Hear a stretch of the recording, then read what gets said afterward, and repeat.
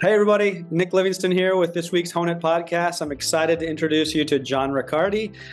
John is the founder and CEO of Afton Consulting Group, which is an incredible recruiting firm focused on biotech and sciences. But John's background is wide and diverse in terms of recruitment and talent acquisition. He cut his teeth in agency recruiting before moving in-house and leading great TA teams at Aramark and Tyco and a number of others, and then has since started and built his own recruiting firm. Welcome to the show, John. Thanks, Nick. Thanks for having me. Awesome. Well, great. Well, maybe you could talk a little bit about your transition from, say, agency recruiting, back in the day to kind of leading in-house TA teams, and then maybe talk a little bit about what motivated you to start your own recruiting firm. Yeah, I love it. So just like most other people in the industry, I fell into recruiting, did 10 years on the agency side, primarily in the pharma biotech. Got to a point where I really wasn't learning anymore and decided to go in-house. Worked for Aramark and Tyco. Ultimately leading talent acquisition in the Americas for Tyco. So we had 30 plus recruiters in 11 different countries. I think we had 3 different RPOs going at the same time. The problem with that is you're never home, right? You're always on an airplane somewhere. And about that, towards the end of my tenure at Tyco, we merged with Johnson Controls. And they were moving everything to Wisconsin. And my wife so very nicely told me that she loved me, but didn't love me enough to move to Wisconsin. So we needed a backup plan. I worked a little bit for a short time with ERE before starting my own firm. So I've been in business now for a little over 7 years, primarily focused on pharma and biotech executive search. Awesome. I forgot you had a stint there with ERE Media. That's great. How were you helping them? We're friends of ERE and I love the events that they put on. What were you doing there? Yeah, so I worked with Rob McIntosh and Dave Manister, and we were building, the intent was to build something to actually benchmark the talent acquisition industry. So we always look at metrics, right? And we're always looking at our internal metrics, but you don't know if they're good. You never know if your own time to fill, it may be better than it was before, and maybe that's industry leading, maybe it's not. So we had this intent of building a database to normalize data from all of the top companies and allow access to go in then and say, all right, it takes me 40 days to hire a salesperson in New York City. How do I match up? The biggest problem is everyone's going through a reboot of their internal HRIS systems and their applicant tracking systems. So nobody has good data yet.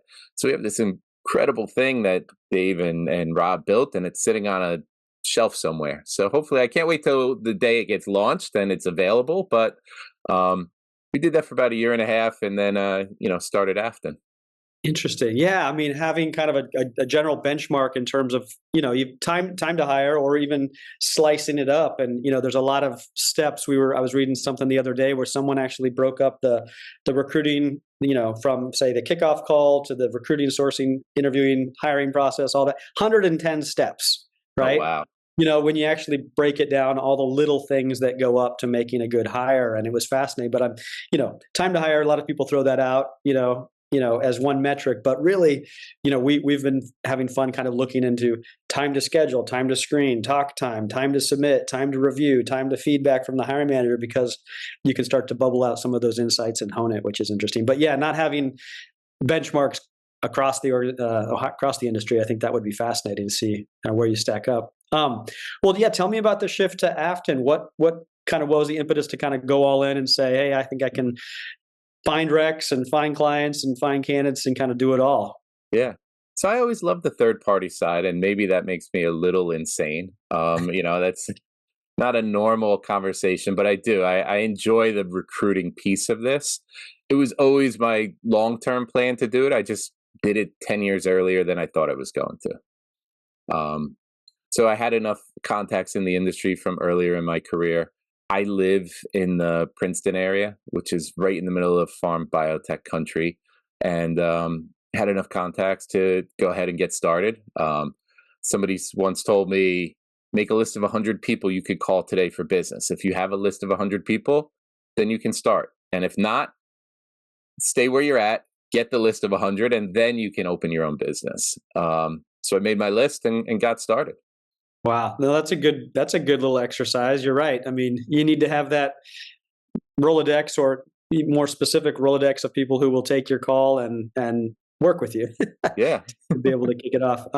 So tell me about the team. So how are you? So what types of roles, what types of pharma or biotech roles is your firm focusing on? Yeah. So we primarily focus on the drug development process, both preclinical and clinical. We handle senior manager and above, all the way up to C-suite, primarily small and mid-sized companies. So those emerging technologies, the companies that are popping up, typically selling off their assets to the bigger firms like your J&Js or your Bristol Myers Squibbs. I have a couple of recruiters who work for me. I augment that with some offshore resources for my administrative work. Sometimes if I need heavy duty sourcing, I'll ask somebody to do some research for me. But, what we try to do is, our value proposition, honestly, is with us, the recruiter. Like that's what we go to market as, is, we do have the tools to make what we do a little bit more efficient. But the value prop is the fact that we've done this for as long as we have. And we can have an engaging intake call with you and then leverage that in our screening of the candidates, so that down the path, as you're seeing as a hiring manager, as you're seeing people that we're submitting to you, we're not just flipping resumes over. They're getting a full write-up on what we saw that was good, what we saw that was bad, how this could fit with their potential organization. And we have a much higher hit rate. This way, the submittal to interview ratios are pretty high for us, which is something that we just drive at. And we're pretty open with sharing how many candidates we're disqualifying from the process early on, so that our hiring managers, our clients, know that this isn't just posting a job somewhere and just passing through. They get to see all the people that we're talking to, and we share the gross numbers. We're not giving them, sheets and sheets of paper. That's great. So we talk a lot about how important the intake or kickoff call is, and that's where you go above the job description to figure out what the client's really looking for, or the real business problem that they're trying to solve. And in fact, as an external recruiter, you've talked to so many different hiring teams and place so many different types of people, solve so many different types of problems. You start to have a really good maybe the person they're looking for isn't quite right in terms of what they're actually trying to solve for. So have you ever found that learning from that intake call, understanding, I actually know the right candidate, and then delivering them someone that can solve the problem, but maybe not map to the bullet points on the job description? Oh, sure. Absolutely. And I think some of that is also understanding where they have the capacity to train, right? So if we think about the job description, I've always thought that the job description is that little red spot in the middle of the dartboard. And if you find somebody that has all of it, that's great. But the reality is they probably don't want the job because they're already in that job. If they have everything that's on the job description, it's probably a lateral move. So unless you're catching them as their company's going through a downturn, you have to have a really compelling reason for them to make a lateral move. So what are we doing? What we're trying to do is then find somebody who can grow into this role and take on those few bullet points that they don't have. So it's really illustrating that to the hiring manager to say, here's what candidate A, right? Here's what Mrs. Smith has. She's missing X, Y, and Z. However, that dovetails nicely to the team that you have in place because you have strengths in all of those areas. And at the senior leadership role, most of the time they're managing teams. So if you can leverage the strongest leaders on that team dovetail to where this candidate has some weaknesses, well, it tends to be a nice match. How do you, or how do recruiters in general get better at, say, doing that, where you want to be a consultative partner, you want to push back in certain areas or provide expertise in certain areas, but sometimes it's more like we're listening, or we're order takers, or they're the client. How do you do that? How do you push back and say, no, this is a person you should really consider? Or, what are you doing differently maybe to articulate that or to push back in certain areas? Sure. Well, I think, I early in my career, I was probably an order taker too. Mm. And some of this is practice, but it's taking a deep breath and understanding that I I always ask, think about this. When they send me the job description, if they're going to pay me to do this search for them, it's a hard search. So that person, they've probably already taken a look themselves and said, we don't have this person in our database, and we've been unsuccessful in identifying somebody who meets all of these criteria. So at that point, it's really having a conversation and trying to dig into the hiring manager's mentality of, all right, what are your pain points Mm. that this position is empty? Where does it hurt the most? And then you can dig a little bit deeper, because if that's where it hurts the most, that's where they need the most expertise. If the other areas, if they don't have as much pain points there, you can ask the follow question. I noticed that, on this particular case, ClinOps isn't something you mentioned. Is that because you have a strong team there today? Trying to put myself in the hiring manager's shoes as I do the intake call allows me to ask some of those questions and try to just get a conversation going to beyond the job description. Mm. How is it affecting day-to-day operations of what's happening for their departments? It's interesting. You're right, because a lot of job descriptions are honestly copied and pasted from one rec to the next, right? Or I just go find one on Indeed and use it and change a few things.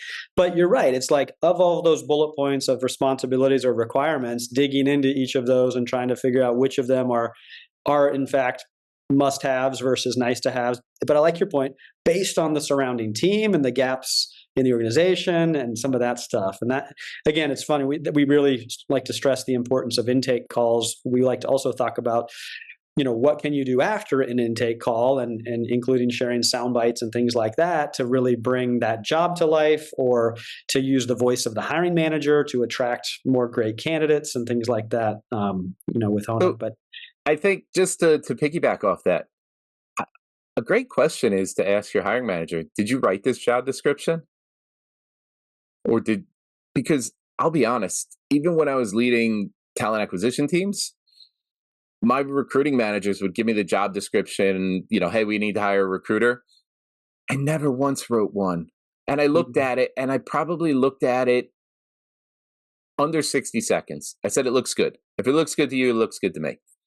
And that's embarrassing, right? This is what I do, but I don't know anyone who likes to write job descriptions. And if you're short people, you have even less time to review them and edit them. So chances are that job description was just something that was from the last time the person was hired 4 or 5 years ago. And they said, yeah, that's good. We use that to hire Tim. Let's use it to hire the next person.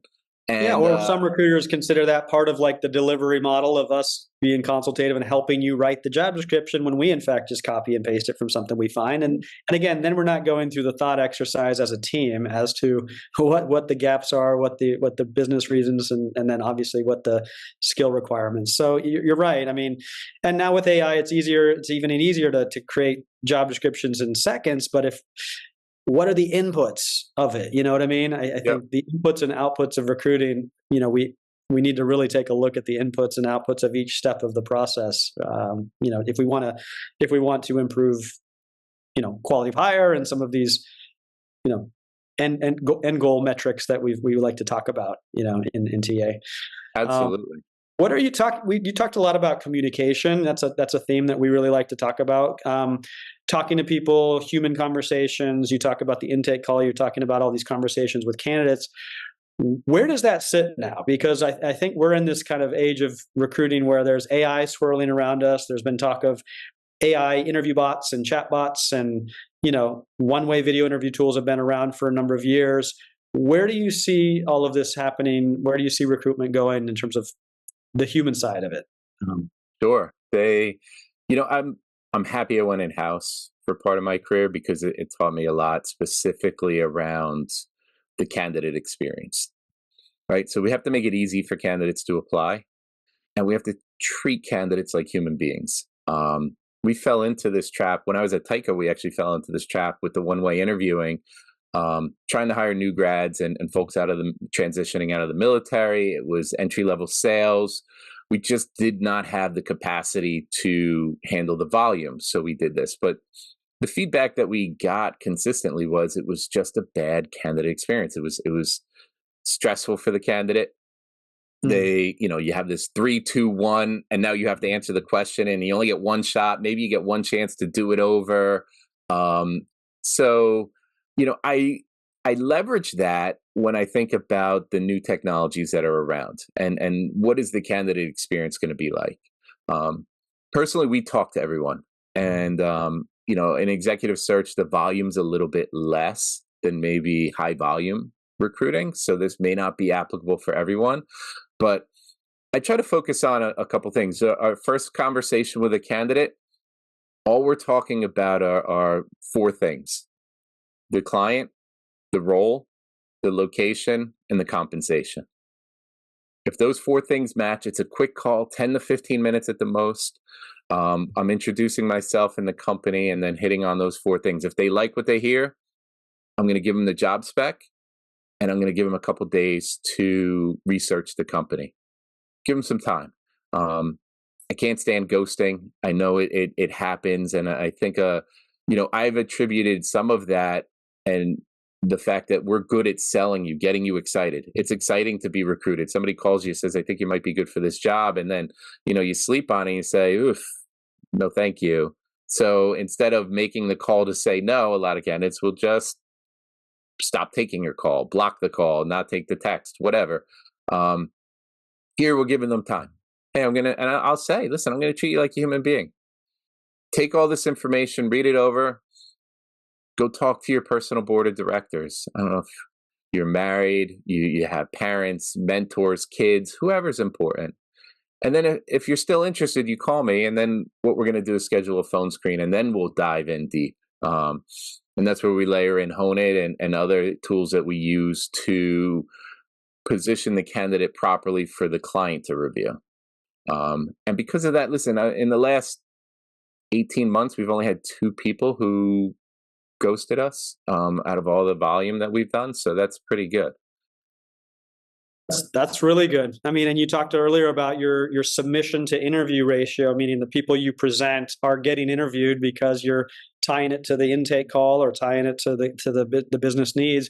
Walk me through that candidate screening and submission process and the delivery model, because I know your team is super innovative in terms of pushing the limits on what you share. And I guess I'd love for you to unpack it a little bit in terms of the value you provide. And a lot of times you talked about the first quick call is the screen, and then you do the comprehensive deep dive, the comprehensive interview, which I think is great. We're really trying to encourage recruiters and talent partners to go beyond a screening call and really start to perform comprehensive interviews. And you can do that now with new technology. So how are you screening biotech and pharma experts, right? And then connecting the dots in an effective way, right?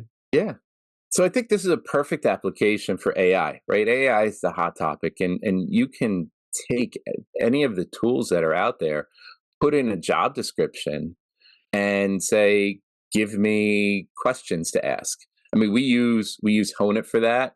I'll double check that against, we personally use Gemini here, so I'll see if there's any other questions that I want to ask.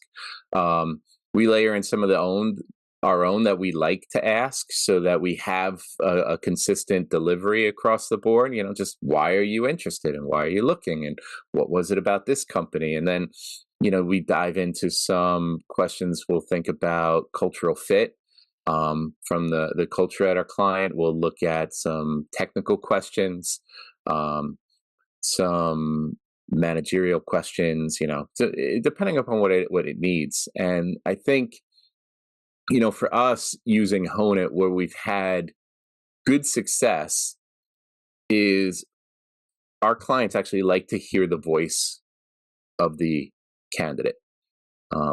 We'll provide a comprehensive write-up. We'll say what we thought was good, bad, our analysis of it.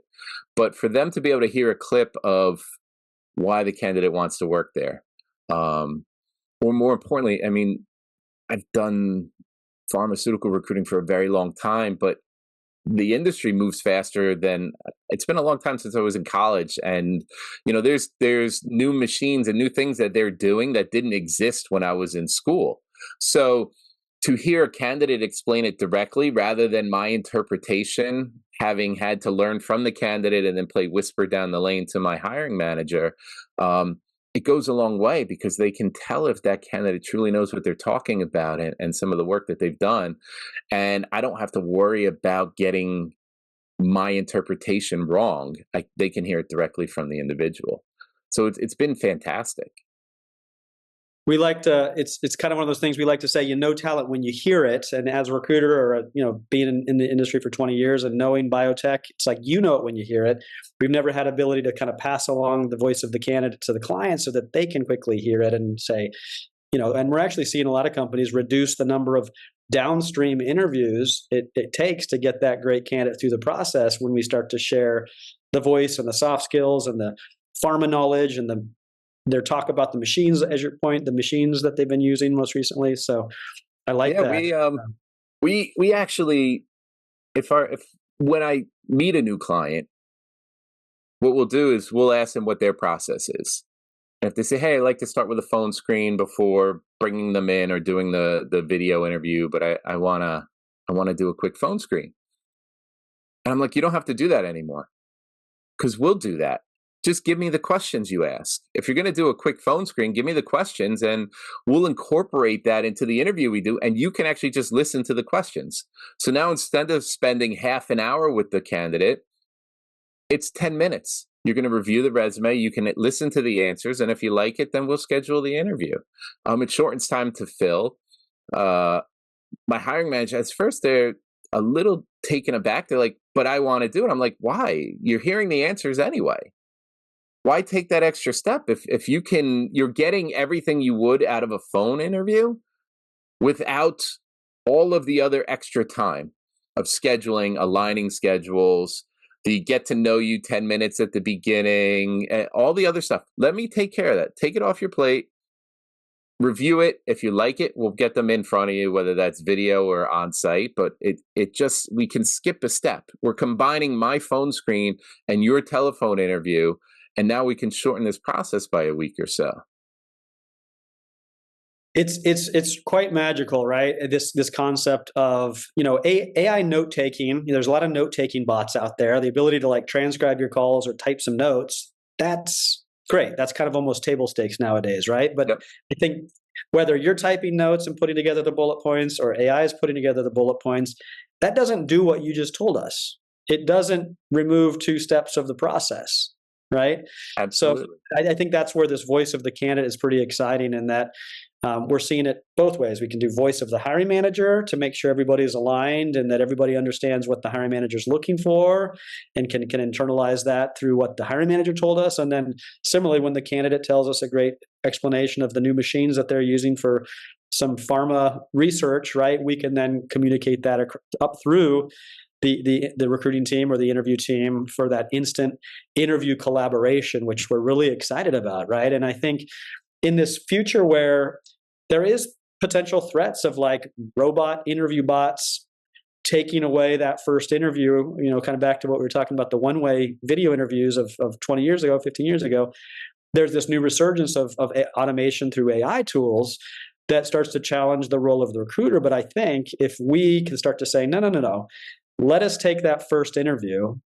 More matter of fact, give us the questions from 3 or 4 hiring stakeholders involved in this process. Let's put together an interview guide, ask questions across all these different stakeholders on the very first interview, and share those answers with the entire hiring team.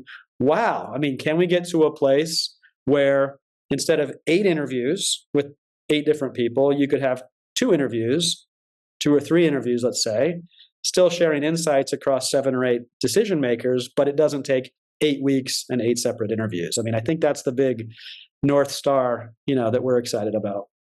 Yeah. And the other thing I'd add is it's so critically important to have some human in the process. So we've caught resumes that were obviously written by AI, but they weren't, the top to bottom wasn't written. They just injected certain pieces that would get picked up as we would do our search. Like they used to write keywords, and we noticed it because they were in random places on the resume that you wouldn't expect, right? One person actually forgot to change the font, so you could see that it was added. We also have had a couple people try to get through the interview process by using AI to answer the questions.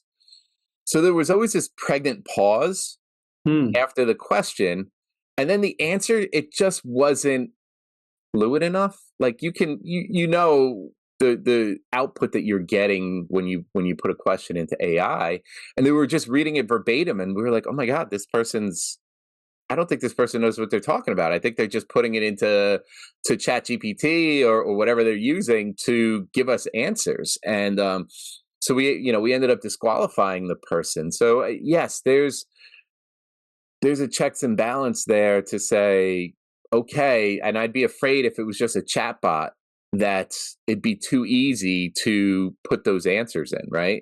Because you don't have that human on the other end kind of doing that fact checking themselves.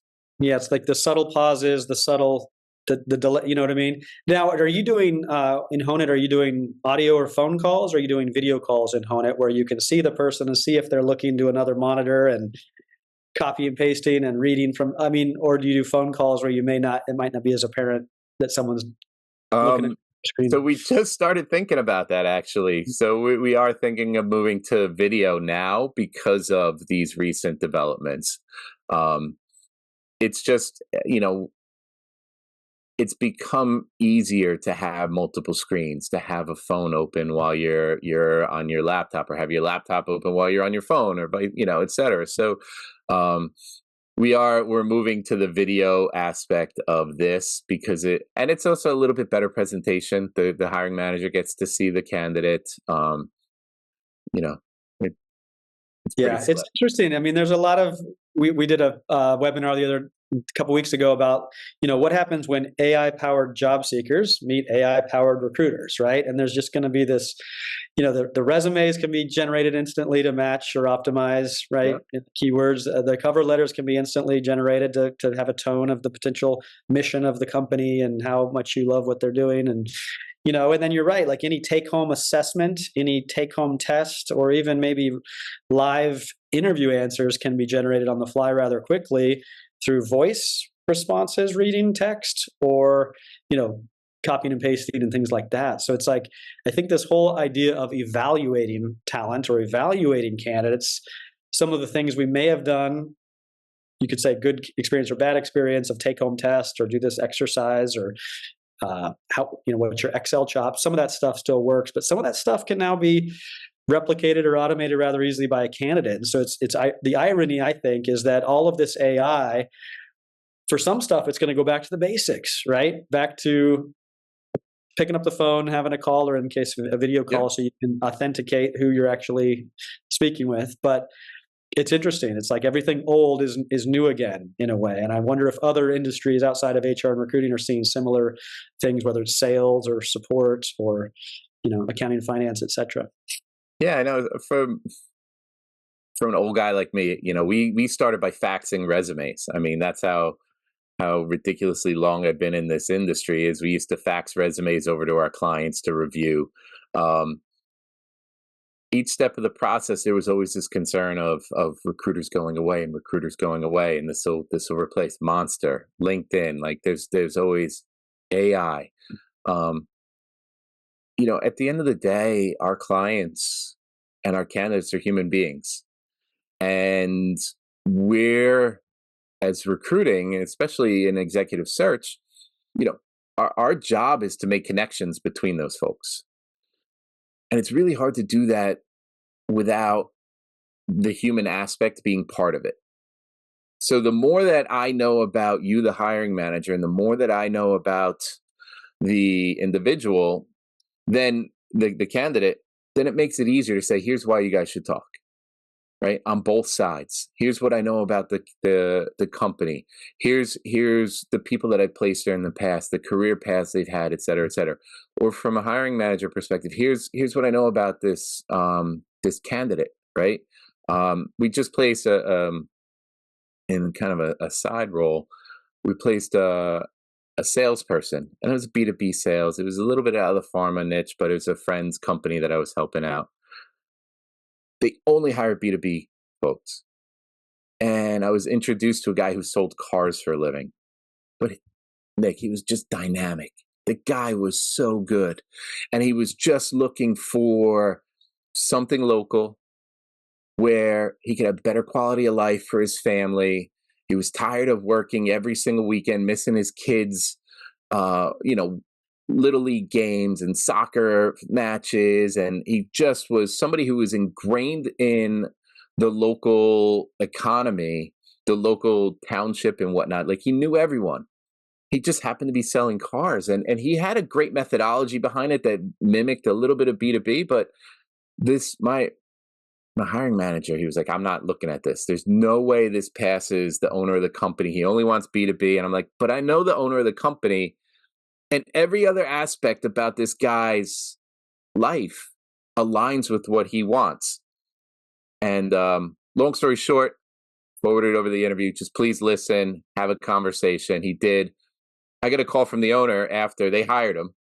He started a couple weeks ago, and I got a call from the owner. He's like, I can't believe you found that guy and got him in front of me and told us enough about him to get us to hire him, because we would never have looked at him otherwise. So those are the things where we can add value as human beings, because we could see beyond, right? This guy would have been knocked out 10 times out of 10 if you just used AI, because he didn't have that B2B sales. But it was all of those other pieces that I knew about this particular company and what they were looking for, and the right makeup of the individual beyond just what was on the resume. So yeah, I absolutely think there's still place for us here.